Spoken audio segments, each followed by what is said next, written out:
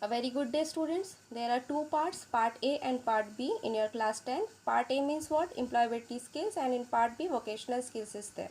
Today we will learn the unit 1 of your part A, that is communication skills 2. Under that we will cover today three topics. First one is various method of communication, second is providing and receiving the feedback, and third one is communication barriers and its measures. You can see the unit distribution, how the units are being distributed in part A and part B. In your board examination, the part A will cover 10 marks, and in part B the board examination will cover 40 marks out of 50 marks. Next, topic 1, various methods of communication.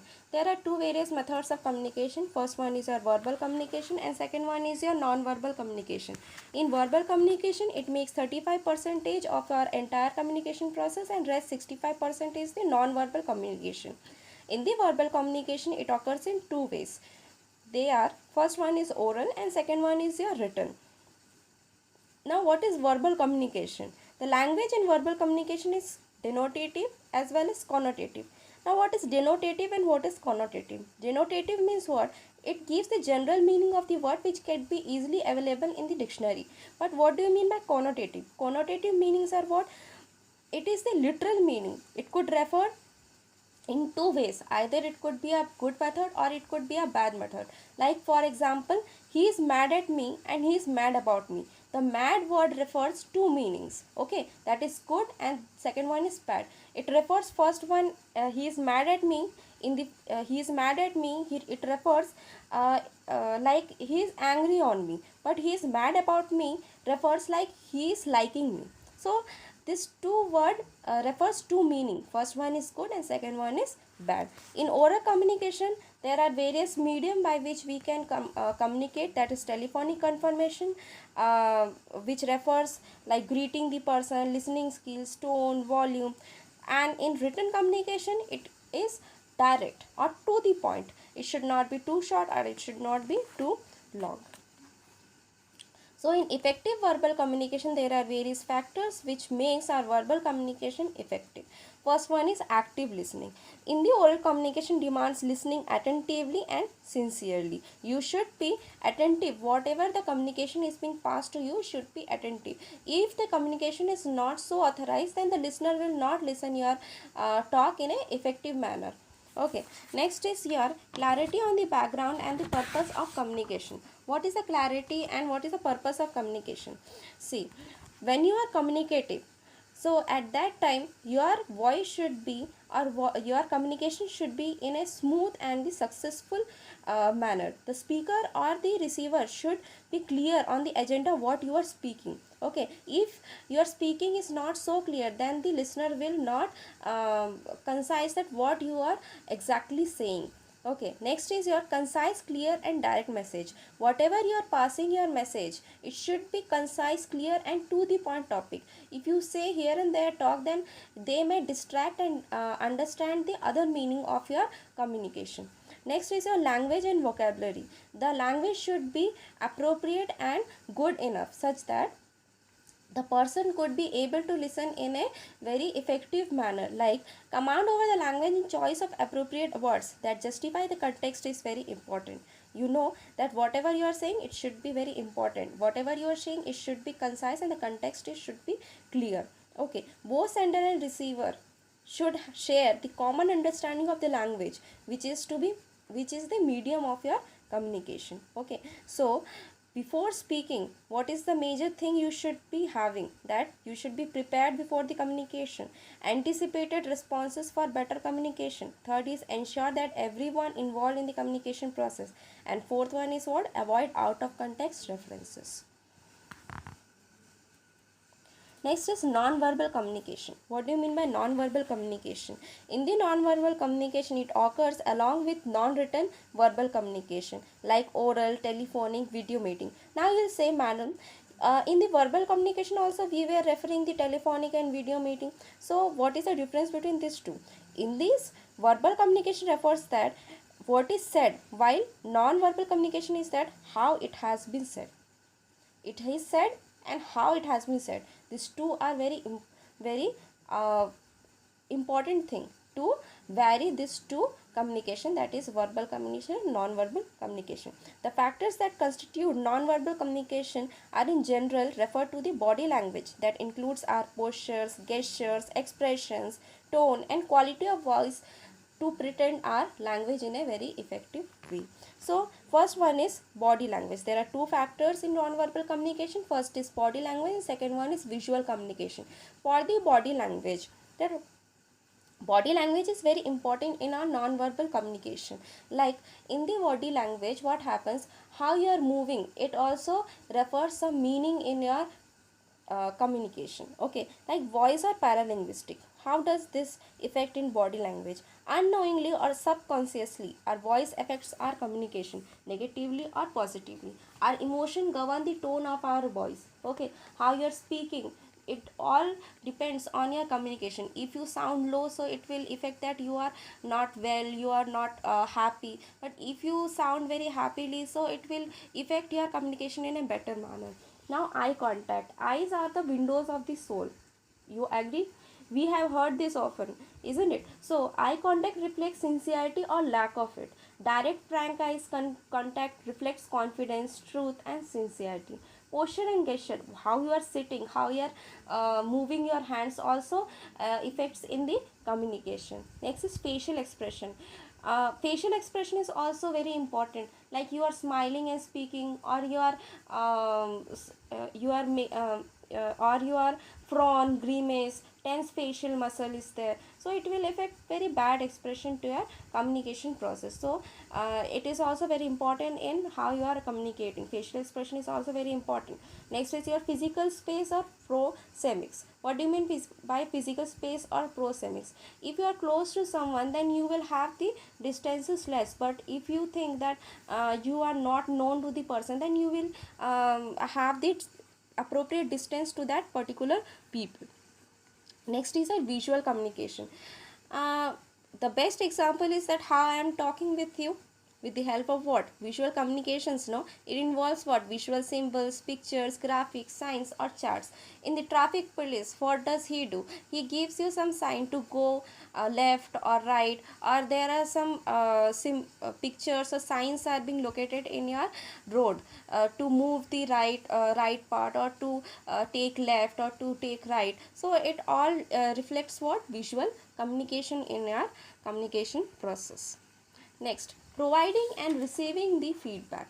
I think in your last class you all have done with the communication cycle. In the communication cycle there are basically 7 communication cycle process. First one is sender, second is message, third one is encoding, fourth is communication channel, fifth one is receiver, sixth is decoding, and seventh one is your feedback. What do you mean by sender? The primary source of originating the information or idea is what, sender. Message means what you are communicating, that is what your message. Encoding is what, the way message is communicated to the receiver is called what, encoding. Communication channel is what, the medium of communication is called what, communication channel. Receiver is what, that receives the sent message is called what, receiver. Decoding is what, the interpretation of the received message, that what is the medium of receiving the message, or the deriving the intent of the message is called what, decoding. It directly depends upon how well the message has been encoded. The message how you are encoding, the receiver will receive the message in that format itself. Next is feedback. After receiving the message, you will have some feedback, like the message which the sender have sent is in a good manner or in a bad manner. Okay, so in this topic we'll understand about what are the how we have to provide or receive the feedback. Okay, so what is the meaning and importance of feedback? Okay, there are two types of feedback. First one is your dynamic feedback and second one is your descriptive feedback. Okay, dynamic feedback that helps in progression of a communication cycle. There is another kind of feedback which makes a major and formal part of communication. Okay, like teacher discusses the student performance with his or her parent in the school meeting. Team lead giving feedback to the teammate about what is went wrong and what all things to be included in their teamwork, such that the work should be in a better manner. Coach feeding the players back on the observation he made after watching their game, isn't it? So there are various feedback which is very important to improve our communication, or it will improve our work. Okay, and in every field the feedback is very important. After receiving the task or after receiving the communication process. Next is descriptive characteristic of feedbacks. There are various characteristics of feedback, like it should be multi-dimensional, like you can see it should give enough data to the person receiving the feedback so that he may understand it correctly. Next is here, it should not be non-evaluative. What do you mean by non-evaluative? It should not tell how person has been compared or judged. It should simply tell what the candidate should do or to do even better. Okay, next is feedback should be supportive, isn't it? So how it could be supportive? The recipient of the feedback should not feel criticized and bad about it. Like if I am giving you some feedback related to your marks to your parents, so you all expect know that the feedback should be good enough, isn't it? So I think that it should be supportive enough such that recipient could accept those feedback.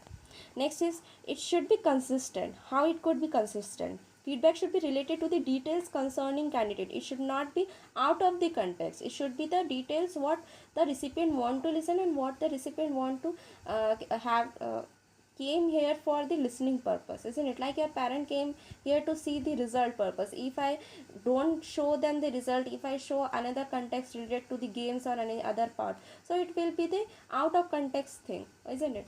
Next is your descriptive feedback. How the descriptive feedback come? It could be in an oral or the written format. Okay, like tips for providing the feedback. What are the tips for providing your feedback? Okay, like see, it should be positive feedback. It should not be about behavior and attitude, not the personality. It should not be negative. It should not comment the personal info.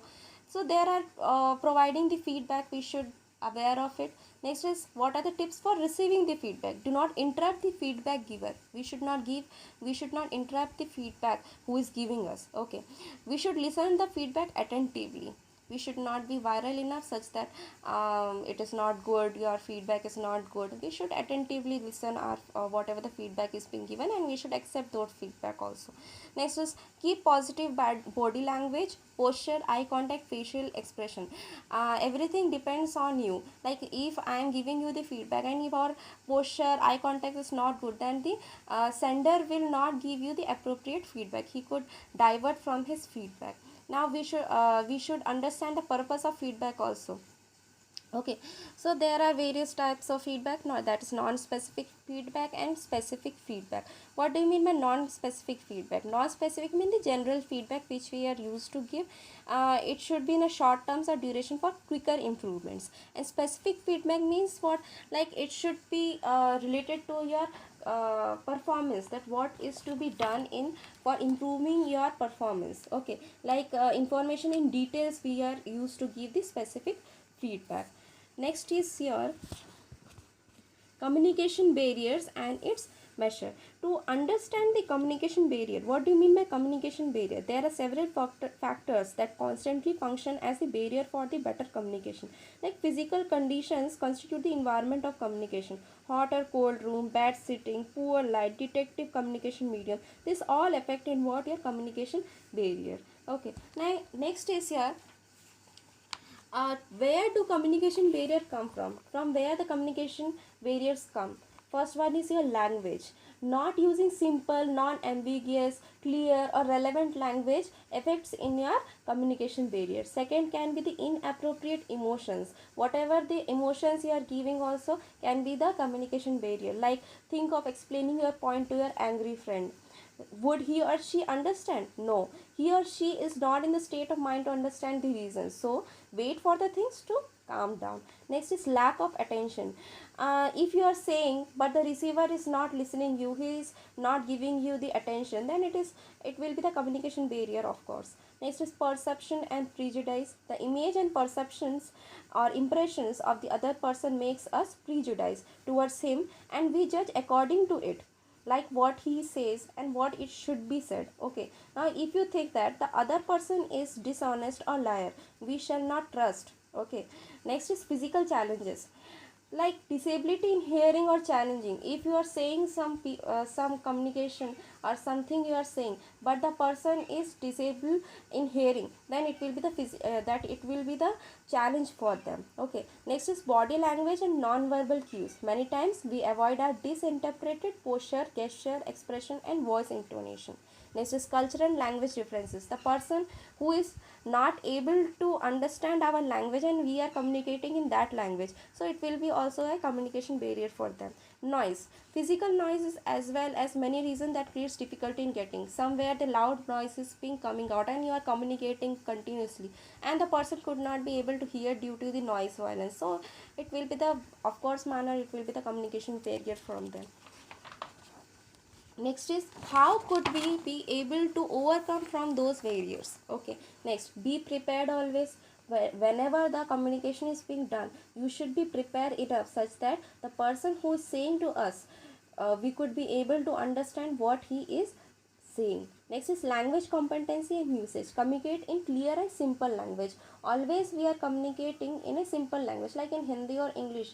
Everyone is aware of Hindi and English. So we should communicate in a simple language. We should not communicate in a cultural language, such that the person who could not be able to understand, he will be not understand what we want to say. Next is right mood, attitude and behavior.